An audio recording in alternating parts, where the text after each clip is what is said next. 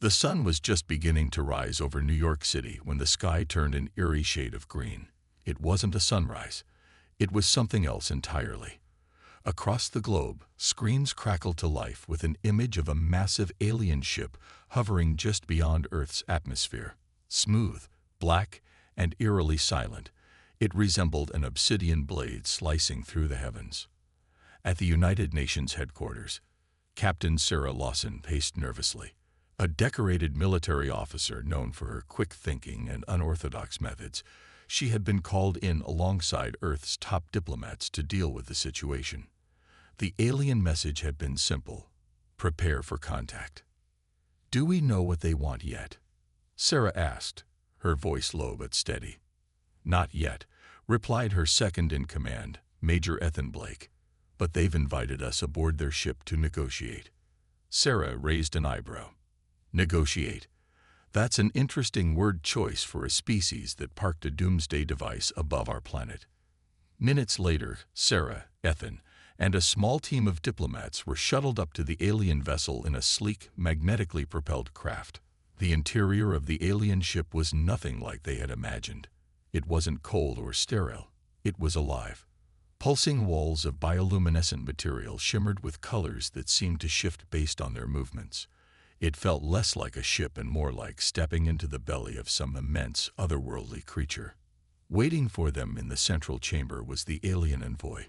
It was massive, easily 8 feet tall, with a body made of twisting tentacles and glowing eyes that floated independently, surveying the humans like an insect examining its prey. Its voice, when it spoke, resonated directly in their minds, bypassing language barriers. "Welcome, humans," it began. "I am Zorethkal, the Herald of Peace. We have come to offer your species salvation." Sarah exchanged a glance with Ethan. That word, salvation, sent a chill down her spine. She gestured for the alien to continue. "Our species has observed yours for centuries," Zorethkal said, its voice dripping with condescension. "You are intelligent, yet chaotic. Brilliant, yet self-destructive. We bring order where there is chaos, unity where there is division. We offer you the chance to join the Zorathian Empire and experience eternal peace." "And what exactly does joining your empire entail?" Sarah asked, her tone neutral. Zorethkal's tentacles rippled with what might have been amusement. "It is simple. You will serve us. Your planet will become a productive part of our network, contributing resources, labor, and knowledge. In return, we shall protect you from your own destructive tendencies. You will be free of war, conflict, and suffering. Eternal peace, as we have promised countless worlds before you." Sarah's eyes narrowed. "So, slavery, with a shiny bow on top." The alien seemed taken aback by her bluntness. "It is not slavery," it said, almost offended. "It is liberation. Your kind will no longer need to fight for survival or resources. Everything you need will be provided under our guidance." "And what happens to our freedom? Our individuality?" "Such things are irrelevant," Zorethkal replied dismissively. "Freedom breeds chaos. Individuality fosters division. You must evolve beyond such primitive concepts." Sarah's stomach churned, but she kept her expression calm. She had faced insurgents, rogue AI, and pirates in deep space, but nothing had prepared her for the casual arrogance of this alien. Still, she had learned long ago that losing her temper wouldn't solve anything. "Let me get this straight," she said, her voice steady but icy. "You want us to give up our planet, our culture, and our free will, to become glorified tools for your empire. And you think that's a deal we'd be grateful for?" Zorethkal tilted its floating eyes, as though struggling to comprehend her resistance. "All species resist at first," it admitted. "But in time, they see the wisdom of our offer. Those who resist too strongly are corrected." "Corrected," Sarah echoed, her fists clenching. "Do not misunderstand," the alien added, almost as if it were trying to sound kind. "We do not destroy needlessly. Those who comply thrive. Those who rebel do not." Sarah took a deep breath, forcing herself to stay calm. This was bigger than her personal feelings. Earth's survival was on the line. "We'll need time to consider your offer," she said carefully. Zorathkal waved a tentacle. "Take all the time you need, but know this: resistance is futile. We will return for your answer in 3 of your planetary rotations." As they were escorted back to their shuttle, Sarah turned to Ethan. "We have 3 days to figure out how to beat them," she said, her voice low but firm. Ethan smirked. "Well, they wanted us to evolve. Let's show them just how quickly humans can adapt." Back on Earth, Sarah immediately called for an emergency meeting of the world's top scientists and military strategists. The clock was ticking, and humanity's defiance was about to begin. The shuttle landed smoothly at the United Nations Space Command base, a sprawling facility hidden deep in the Rocky Mountains. The air buzzed with tension as Captain Sarah Lawson stepped off the craft, her boots clicking against the steel floor. Major Ethan Blake followed close behind, his face a mask of grim determination. The two exchanged a glance, knowing what lay ahead. Inside the war room, the atmosphere was electric. Representatives from every corner of the globe were present: military leaders, scientists, diplomats, and a handful of engineers huddled around holographic displays. Maps of Earth, diagrams of the alien mothership, and speculative schematics of alien technology floated in midair. Sarah wasted no time. "Ladies and gentlemen," she began, her voice cutting through the chatter like a blade. "You've seen the broadcast. You know what we're up against. The Zorathians are not negotiators. They're conquerors. They've given us 3 days to surrender. That's 3 days to come up with a plan to fight back." General Marcus Chen, the head of Earth's combined defense forces, leaned forward. "Do we have any actionable intel on their technology or weaknesses?" Ethan spoke up. "We've been able to smuggle some data out of their ship. Their systems are advanced, way beyond us, but not invulnerable. They rely heavily on centralized control for their fleet and planetary operations. If we can disrupt their network, we might be able to throw them off balance." "Disrupt how?" Dr. Mira Patel, the leading AI researcher, asked, raising an eyebrow. "We're talking about alien tech. Reverse engineering that in 3 days is ambitious, to say the least." Sarah smirked. "Human ingenuity thrives on ambition. What do we know about their systems?" Mira tapped a holographic console, bringing up a diagram of the Zorathian mothership. "From what we've gathered, their technology is organic and networked, almost like a hive mind. The central eye on their mothership controls everything: communications, weapons, even the smaller ships. If we can introduce a virus into their system, it could cause widespread chaos." "How do we deliver a virus?" General Chen asked skeptically. Sarah leaned forward, her eyes sharp. "We infiltrate their ship." The room erupted into a cacophony of objections. "Infiltrate their ship? Are you insane? That's a suicide mission. We barely got back alive the first time." Sarah raised her hand for silence. "Listen, these aliens underestimate us. They think we're primitives who'll roll over at the first sign of superior firepower. That arrogance is our greatest advantage. If we play it right, we can exploit their blind spots." Ethan nodded. "They let us onto their ship once. They might do it again if we make it look like we're surrendering." General Chen folded his arms. "And what happens when they figure out it's a trap?" "Then we improvise," Sarah said flatly. The room fell silent, the weight of her words settling over everyone. Improvisation against an alien race with superior technology wasn't exactly comforting, but it was clear that Sarah wasn't going to back down. Mira sighed, breaking the silence. "If we're going to make this work, we need to develop a virus tailored to their systems. It has to be fast, undetectable, and devastating.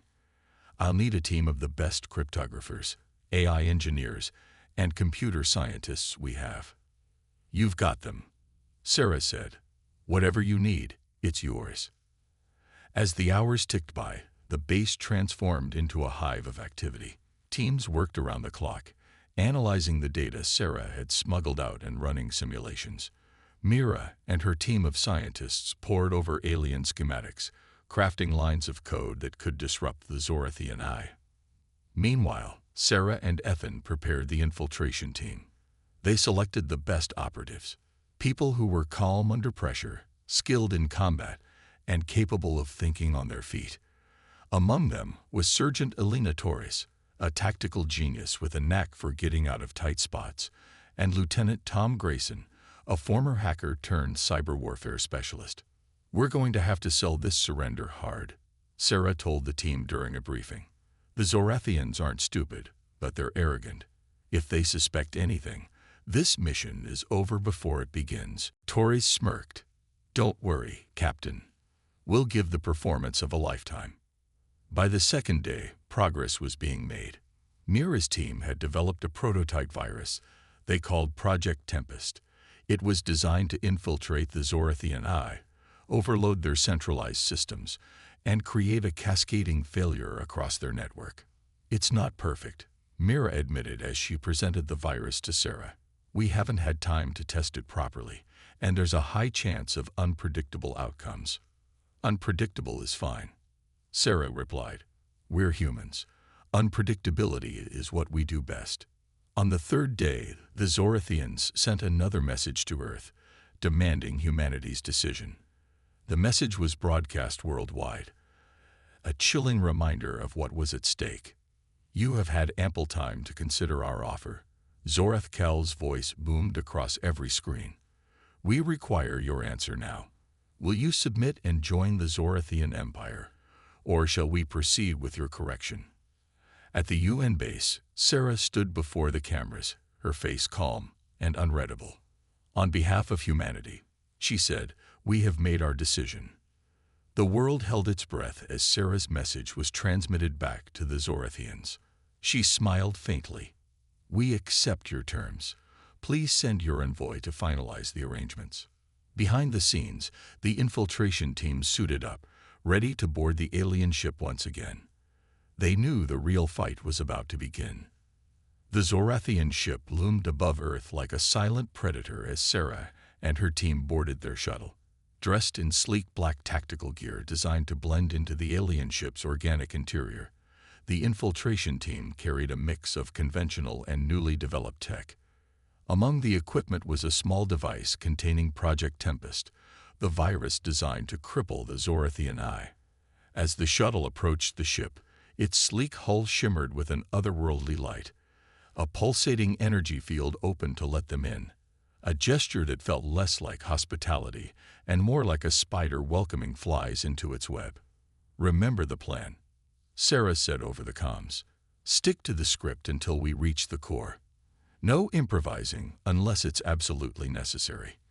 Let's show them how humans handle the impossible." The shuttle landed with a soft hiss, and the team was escorted into the ship by Zorathian drones. The drones were humanoid in shape, but unsettlingly alien, with translucent bodies that revealed a complex network of glowing veins pulsing beneath their surface. They moved in eerie synchronization, their glowing eyes fixed on the humans. "This place still gives me the creeps," whispered Lieutenant Tom Grayson, as they were led down a corridor that seemed to pulse with life. "It's like walking inside a living organism." "Focus," Sarah said curtly, her own nerves tightly controlled. "We're here to do a job." The team was brought to the same central chamber where Sarah had met Zorath Kal 3 days earlier. The alien was waiting for them, its tentacles coiling and uncoiling in what seemed like anticipation. The chamber itself glowed with bioluminescent light, and the walls pulsed faintly, as though the ship itself was alive and aware of their presence. "Captain Sarah Lawson," Zorath Kal said, its voice resonating in their minds. "I see you have chosen wisely. It pleases us to know you have embraced peace." Sarah inclined her head, feigning submission. "Humanity values survival, and your offer was compelling." Zorath Kal's tentacles rippled with what might have been satisfaction. "You will see in time that this is the correct path. Soon, Your species will join the ranks of the enlightened. Ethan, standing slightly behind Sarah, whispered just loud enough for her to hear. He's eating this up. Sarah gave a barely perceptible nod. We're ready to finalize the arrangements, she said aloud, keeping her tone measured. Where do we begin? Zorethkal gestured with a tentacle. Follow me. The team was led through a labyrinth of corridors, each one more alien than the last. The walls seemed to hum with a low, rhythmic vibration, and the faint scent of something metallic filled the air. The humans kept their movements measured, careful not to reveal their true intentions. Eventually, they arrived at a massive chamber filled with floating orbs of light, each orb pulsing in synchronization. In the center of the room was a towering, pulsating structure that glowed with an intense blue light. This was the Zorathian core, the heart of their ship, and the seat of their eye. This is the Nexus, Zorethkal said with reverence. It coordinates all aspects of our fleet and ensures the harmony of our empire. Soon, your world will be integrated into its network, and you will know the peace we have promised. Sarah's eyes flicked to Mira's compact device, hidden inside a compartment on her suit. The plan was to attach the device to the Nexus, where it would unleash Project Tempest into the Zorathian systems. The challenge would be doing so without tipping off the aliens. As Zorethkal continued to speak, Sarah subtly signaled to Ethan and the others. They shifted positions, moving closer to the Nexus under the guise of examining it. It's remarkable, Sarah said, forcing awe into her voice as she gestured to the glowing structure. Your technology is truly beyond anything we've ever seen. Indeed, Zorethkal replied, its eye stalks swiveling toward her. It is the pinnacle of enlightenment. It allows us to maintain perfect order across countless worlds. While Zorethkal was distracted by Sarah's feigned admiration, Lieutenant Grayson knelt down, pretending to inspect the base of the Nexus. With practiced precision, he attached the device and activated it with a silent tap. We're live, Grayson whispered over the comms, his voice steady despite the tension. The team slowly began to back away, their movements casual but deliberate. The device would take a few minutes to infiltrate the Nexus, during which they had to maintain the illusion of compliance. Suddenly, the Nexus emitted a low, pulsating hum that grew louder with each passing second. Zorethkal froze, its tentacles flaring in alarm. What is happening? The alien demanded, its voice echoing sharply in their minds. Sarah feigned confusion. I don't know. Is something wrong with your system? The Nexus's glow intensified, flickering erratically as the virus began to spread. Across the chamber, the floating orbs of light started to dim and pulse out of sync, a clear sign that the Zorathian network was destabilizing. Zorethkal turned towards Sarah, its glowing eyes narrowing. You? What have you done? Sarah's calm facade broke into a fierce grin. We chose defiance. With that, she drew her sidearm, a sleek plasma pistol, and fired at one of the glowing orbs. The shot shattered it, sending shards of light cascading to the ground. Move, she shouted. The team sprang into action, weapons drawn as they began to fight their way out of the chamber. Zorathian drones poured into the room, their translucent forms shimmering with energy. The humans worked in perfect coordination, covering each other as they pushed toward the exit. The ship itself seemed to writhe in agony, its organic walls pulsing erratically as the virus continued to spread. Lights flickered, and a deep, rumbling sound reverberated through the corridors. How long until the virus takes full effect? Ethan shouted as he fired at an approaching drone. 5 minutes, maybe less, Grayson replied, his voice tight as he hacked into a nearby panel to seal the corridor behind them. Then we just have to survive that long, Sarah said, her voice steely. The team raced through the alien ship, fighting off drones and navigating the chaotic, shifting corridors. Behind them, the Nexus chamber exploded in a blinding burst of light, the virus's final payload unleashed. The battle was far from over, but for the first time, humanity had struck a blow that the Zorathians would not forget. The clock was no longer ticking for Earth. It was ticking for them. The corridors of the Zorathian mothership were in chaos. Lights flickered wildly, casting eerie shadows on the pulsing walls. The organic hum of the ship had turned into a frantic, uneven vibration, as though the vessel itself was panicking. For Captain Sarah Lawson and her team, this was both a blessing and a curse. "We've stirred the hive," Ethan muttered, ducking as a Zorathian drone fired a crackling energy beam over his head. "Any chance they'll call it quits and let us leave?" "Not a chance," Sarah replied, firing back and disabling the drone. Its translucent body collapsed in a heap, the glow of its internal systems fading out. "They're going to throw everything they have at us." The team pressed forward, moving in tight formation. Grayson led the way, his hacking skills proving invaluable as he bypassed security locks and manipulated the ship's erratic systems to their advantage. Behind him, Sergeant Elena Torres kept her plasma rifle trained on the rear, covering their retreat with unrelenting precision. "We're 2 minutes from the rendezvous point," Torres called out, her voice steady despite the chaos. "Assuming this death trap doesn't shift again." It wasn't an idle concern. The ship's organic design seemed to be reacting to the virus, corridors elongating and twisting as though the vessel were alive and trying to trap its intruders. "Stay sharp," Sarah ordered. "This ship doesn't like us much right now." In the Nexus chamber, the virus was doing its work. Project Tempest had infiltrated the Zorathian AI, disrupting the central systems that connected their empire. Across the ship, drones froze in place, their glowing eyes flickering as commands failed to reach them. Entire sections of the vessel powered down, leaving behind only darkness and the sound of groaning metal. But Zorathkal wasn't giving up easily. The towering alien stood in the remains of the Nexus chamber, its tentacles thrashing as it interfaced directly with the faltering eye. Streams of alien code ran through the chamber's remaining displays, and Zorathkal's glowing eyes burned with fury. "Humans," it hissed, its voice resonating across the ship. "You believe yourselves clever, but you have only delayed the inevitable.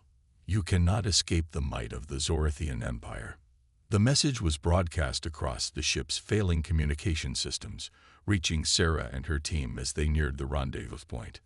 "Someone's mad," Ethan quipped, reloading his weapon. Sarah smirked grimly. "Good. Let them be mad. That means we're winning." The team reached the hangar bay, where their shuttle was waiting. The hangar was in disarray, with drones scrambling to repair systems and secure the area. The virus had disrupted the automated defenses, but the Zorathians weren't completely incapacitated. "Grayson, get that shuttle prepped," Sarah ordered as the team took up defensive positions. Grayson sprinted to the shuttle, his fingers flying over the controls. "It's going to take a minute to override the docking clamps." "Then we hold the line," Torres said, taking aim at a squad of drones entering the hangar. Her plasma rifle barked with lethal precision, dropping one drone after another. The Zorathians weren't going down without a fight. A larger, more heavily armored drone entered the hangar, its energy weapons charging as it advanced. The team focused their fire, but its reinforced plating deflected the shots. "Concentrate fire on the joints," Sarah shouted, targeting the drone's legs. Her plasma bolts found their mark, and the towering machine stumbled, sparks flying as its leg collapsed. Ethan threw a grenade, the explosion ripping through the drone's torso. It fell with a deafening crash, its glowing eyes dimming. "Shuttle's ready," Grayson called from the cockpit. "Get in, now." The team sprinted toward the shuttle, covering each other as more drones poured into the hangar. Sarah was the last aboard, firing one final shot before diving into the craft. "Punch it," she yelled. Grayson didn't need to be told twice. The shuttle roared to life, its engines propelling it out of the hangar and into the chaos of space. Behind them, the Zorathian mothership flickered with erratic energy bursts, its systems collapsing under the weight of Project Tempest. Inside the shuttle, the team caught their breath. The adrenaline of the mission was still pumping, but there was a sense of triumph in the air. Status report, Sarah said, her voice steady despite the exhaustion. The virus is working, Grayson replied, monitoring the data coming in from their remote feeds. The mothership's systems are crashing hard. Looks like the fleet's already losing coordination. They're pulling back. Ethan leaned back in his seat, a rare grin spreading across his face. We did it. We actually did it. Sarah allowed herself a small smile. We're not out of the woods yet. They'll regroup, and they'll come back. But for now, we've bought Earth some time. On the Zorathian mothership, Zorath Kal watched helplessly as the ship's systems continued to fail. The Nexus was dark, its once vibrant glow reduced to a faint flicker. The Herald of Peace, conqueror of countless worlds, had been outmaneuvered by a species it had dismissed as primitive. Humans, it growled, its tentacles curling in frustration. You will pay for this defiance. But deep down, Zorath Kal knew the truth. Humanity was not like the other species the Zorathians had subdued. They were unpredictable, defiant, and impossibly resourceful. They were not prey. They were predators, fighting for survival with a tenacity that could not be broken. As the Zorathian fleet limped away from Earth, humanity stood united, ready for whatever came next. The battle wasn't over, but the first victory was theirs. The Zorathian fleet had retreated into the void, but the Earth wasn't celebrating yet. Captain Sarah Lawson stood in the war room of the UN Space Command, her arms crossed tightly as she watched the latest surveillance footage. The mothership had withdrawn to a position just outside Earth's reach, its damage evident in the flickering lights along its massive hull. But its retreat wasn't a sign of surrender, it was a regrouping.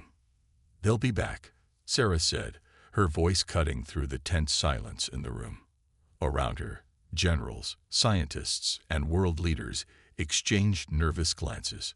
We've rattled them, but they're not defeated. They'll come at us harder, smarter. We need to be ready. Dr. Mira Patel nodded, pushing up her glasses as she addressed the room. The virus has destabilized their centralized systems, but it's not permanent. If their engineers find a way to purge it, they'll regain control of their fleet. We need to prepare for a second wave, and it's likely to be worse than the first. General Marcus Chen, his expression as stern as ever, leaned over the table. What's the status of our defenses?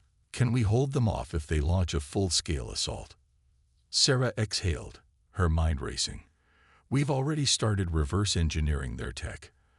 Our engineers are making progress integrating it with our systems, but it's slow going.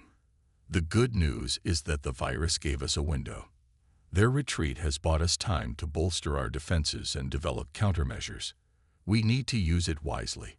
The room buzzed with tension as plans were debated and strategies formed. Humanity was on the brink of something it had never faced before, a war with an alien civilization that vastly outstripped it in technology. Yet, for the first time in generations, the nations of Earth were united under a single goal: survival. Outside the war room, the world braced itself for what was to come. Factories worked around the clock, producing advanced weaponry and fortifying cities. Scientists collaborated across borders, sharing data and innovations. Ordinary people volunteered in droves, offering whatever skills they had to support the war effort. It was a global awakening, a collective realization that humanity's greatest strength lay in its unity and adaptability. Sarah found herself at the center of it all. Every decision she made carried the weight of billions of lives. She moved like a woman possessed, coordinating operations, reviewing intel, and preparing for the inevitable confrontation. The weight was crushing, but she refused to let it show. People needed a leader, someone to believe in. And right now, that someone was her. One night, as she stood on the observation deck overlooking the bustling base, Ethan joined her, a steaming cup of coffee in his hand. He handed it to her without a word, and they stood in silence for a moment, watching the distant stars. "You think we got a shot?" Ethan asked finally, his voice low. Sarah took a sip of the coffee, the bitter warmth grounding her. We don't just have a shot. We have a choice. We either fight like hell and make them regret ever coming here, or we roll over and let them take everything. I know which one I'm betting on. Ethan smirked. Fighting like hell it is, then. As the days turned into weeks, the preparations continued at a feverish pace. Mira's team worked tirelessly to refine Project Tempest, ensuring it couldn't be easily countered if the Zorathians returned. Meanwhile, Earth's military forces trained with new tactics, using simulations based on the data they'd gathered during the first engagement. In space, humanity's first orbital defense platforms were being constructed, massive, heavily armed stations designed to intercept any approaching threats. They weren't perfect, but they represented a monumental leap in human ingenuity, fueled by desperation and the spark of defiance. The Zorathians, however, weren't idle. Long-range scans revealed that their mothership was repairing itself rapidly, and smaller ships from distant systems were converging on its location. It was clear they were amassing reinforcements, preparing to deliver a blow that would leave no room for resistance. The tension on Earth was palpable. People tried to go about their lives, but the looming threat of annihilation was impossible to ignore. Families gathered around screens, watching updates from the front lines. Children drew pictures of heroes in spacesuits, their innocent hope a stark contrast to the grim reality of the situation. Sarah's team, now hailed as legends, became symbols of hope. Their faces were splashed across news broadcasts, their names whispered with admiration and gratitude. But for Sarah, there was no time for glory. Every moment was spent strategizing, preparing, and pushing the limits of what humanity could achieve. The final pieces of the plan were coming together when the alert came. The Zorathians were moving. Their fleet, now bolstered by reinforcements, was en route back to Earth. The mothership, still scared but functional, led the charge. In the war room, the mood was electric as reports poured in. Sarah stood at the center, her gaze fixed on the holographic display of the approaching fleet. "This is it," she said, her voice steady despite the storm raging inside her. "Everything we've built, everything we've prepared, it all comes down to this." The room fell silent as she turned to face her team. "We know what they're capable of. We know they think we're weak, disorganized, primitive. Let's prove them wrong. Let's show them what humanity can do when we stand together." As the Zorathian fleet drew closer, Earth's defenses came to life. Orbital platforms powered up, ground-based systems locked on, and every soldier, scientist, and civilian braced for the fight of their lives. The battle for Earth was about to begin, and humanity wasn't backing down. The Zorathian fleet emerged from the void like a storm on the horizon. Ships of all sizes surrounded the massive mothership, their dark, obsidian-like hulls reflecting the faint glow of nearby stars. From the war room at the UN Space Command, Captain Sarah Lawson watched the enemy formation unfold on the holographic display. "They're here," she said, her voice calm but resolute. Around her, the room was filled with tense silence as military leaders and strategists prepared for the inevitable. General Chen stepped forward. "All orbital defense platforms report operational. Ground-based missile systems are locked and loaded. The fleet's in position. We're as ready as we'll ever be." Dr. Mira Patel, standing near the edge of the room, added, "The virus is prepped. If we can breach their lines and deliver it to their secondary AI nodes, it should cause widespread chaos again. But this time, we'll need to hit harder. They've likely reinforced their systems since our last strike." Sarah nodded. "Understood. We'll create the opening. Let's give them a fight they'll never forget." The room erupted into coordinated chaos as commands were issued and final preparations were made. Every satellite, drone, and weapon on Earth was locked onto the incoming fleet. Humanity had no intention of going quietly. As the Zorathians closed in, the first salvos were fired.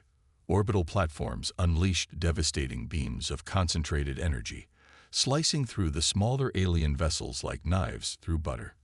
Missiles erupted from Earth's surface, soaring into the sky in brilliant streaks of light. The alien fleet responded in kind, raining destruction upon the orbital defenses and striking at Earth's atmosphere with terrifying precision. The battle was a symphony of chaos. Sarah's team was stationed aboard the Resolute, one of Earth's most advanced warships, designed specifically for this moment. The ship was bristling with experimental weaponry, including reverse-engineered alien tech that pulsed with a blue-green glow. "Captain," Ethan called from the tactical station, "Zorethian forces are targeting our outer defense lines. They're testing our perimeter." "Let them," Sarah replied.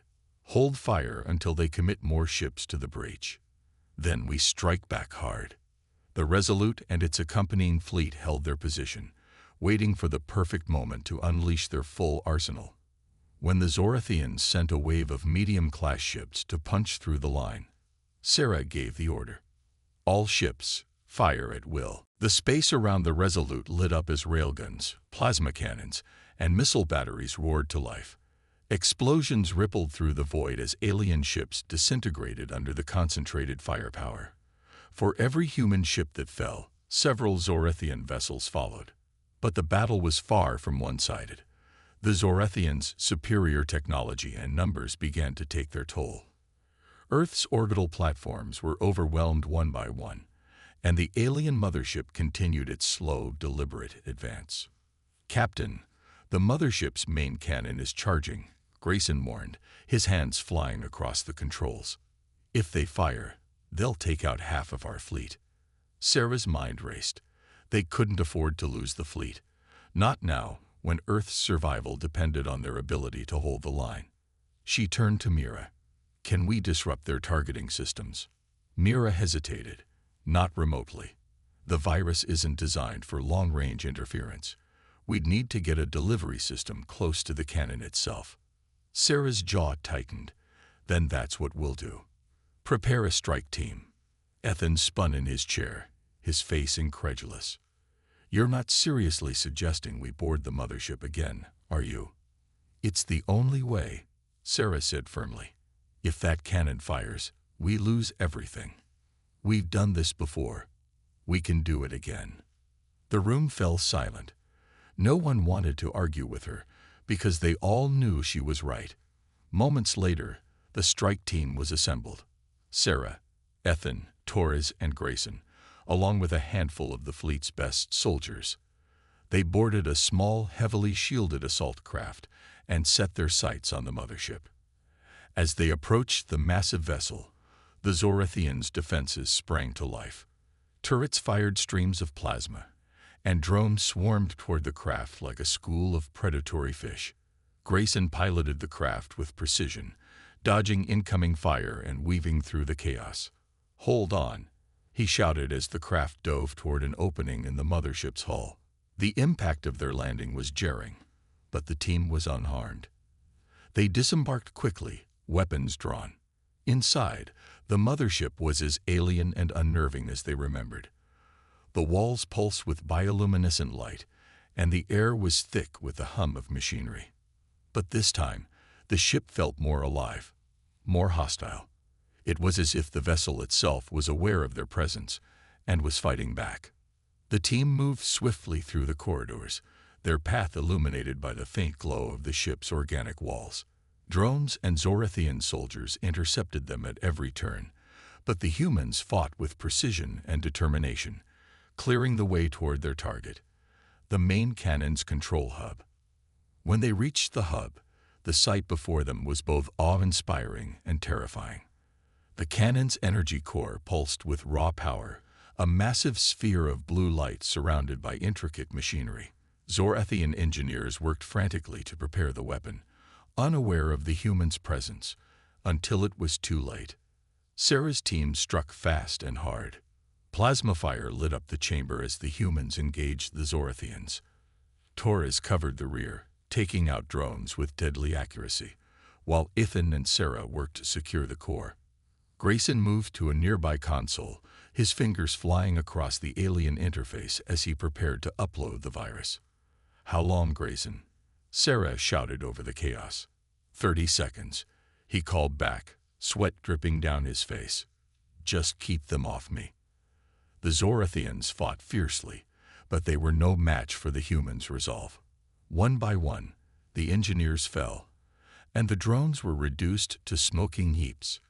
Grayson's console beeped, and he turned to Sarah with a triumphant grin. "Virus is in. Let's get out of here." The team retreated, the cannon's energy core flickering and destabilizing as Project Tempest spread through the mothership systems once more. Explosions rippled through the corridors as the virus triggered catastrophic failures.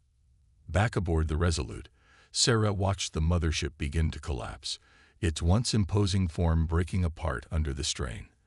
The Zorathian fleet, now leaderless and in disarray, scattered into the void. A cheer erupted across the comms as Earth's forces realized what had happened. The battle was over. The Zorathians had been defeated, not by superior technology, but by the unyielding spirit of humanity. A new dawn. The Zorathian mothership broke apart in a cascade of explosions, its once mighty form reduced to glowing debris that scattered across the void. On Earth, billions of people watching the live feeds erupted into cheers. It was a sound of triumph, a roar that echoed across continents, uniting humanity in a way nothing ever had before. Aboard the Resolute, Captain Sarah Lawson stood on the bridge, her gaze fixed on the holographic display showing the retreating remnants of the Zorathian fleet.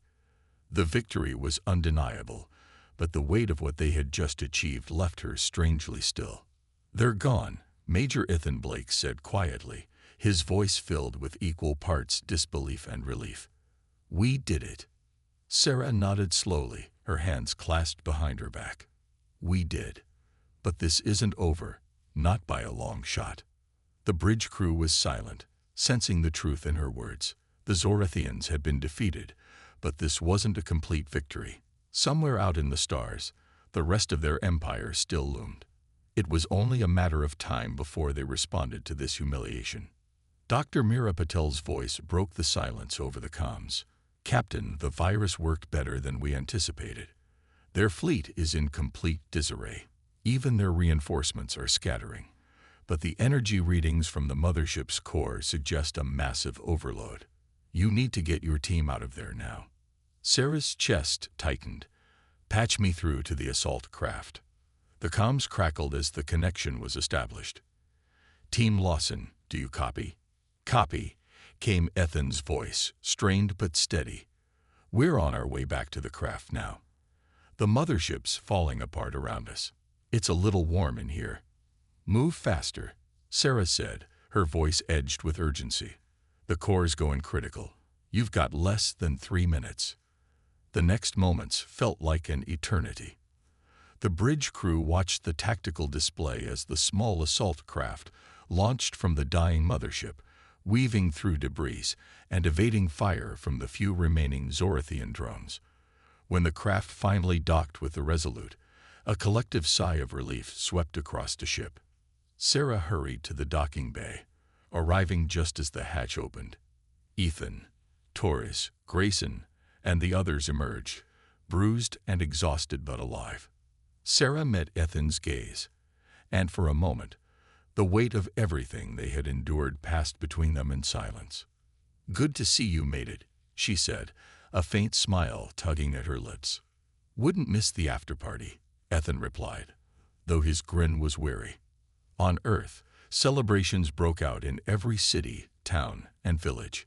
People filled the streets, waving flags and lighting up the night sky with fireworks. The broadcast of humanity's victory over an alien force united the world in a way that no treaty or alliance ever had. For the first time in generations, humanity felt like a single entity, bound together by a shared triumph. At the UN Space Command, leaders from every nation gathered to plan the next steps. The battle had been won, but the war was far from over. They knew the Zorathians wouldn't forget this defeat, and Earth had to be ready for what came next. Dr. Meera Patel and her team were already hard at work reverse engineering the alien technology left behind. From weapon systems to advanced propulsion and energy sources, the Zorathian remnants held the key to humanity's leap into the stars. If Earth was to stand a chance against future threats, it needed to evolve, and quickly. Months passed, and the world began to rebuild. The scars of the battle were evident: cities damaged by falling debris, orbital platforms destroyed, and lives lost. But humanity's spirit was unshaken. Everywhere, there was a sense of purpose, a determination to rise stronger than ever. Sarah stood on the observation deck of the Resolute, now docked at the newly constructed orbital command station. The Earth below glowed with life, a reminder of what they had fought for. Ethan joined her, his hands stuffed into his pockets. "It's funny," he said. "We've always looked up at the stars and wondered what was out there. Turns out, they were looking back, and not all of them were friendly." Sarah nodded, her gaze distant. "And now we know. The universe isn't just vast, it's dangerous. But it's also full of possibilities. We've shown we can hold our own. We've earned our place out there." Ethan grinned. "So, what's next? You think we'll just sit around and wait for them to come back?" Sarah shook her head, a determined fire in her eyes. "No, we're not waiting. We're going to them. They wanted to enslave us, to take what makes us human. Instead, we'll take what we've learned, and we'll use it to chart our own course in the stars. They've seen what we're capable of, but they haven't seen the best of us yet." Ethan chuckled. "You always were an optimist." "It's not optimism," Sarah replied. "It's belief. Belief in humanity. We've been underestimated before. And every time, we've risen higher than anyone thought possible." The two stood in silence for a moment, watching as ships moved in and out of the station, humanity's first steps toward becoming a spacefaring civilization. The stars no longer felt like a distant dream. They were the next battlefield, the next frontier. And humanity was ready.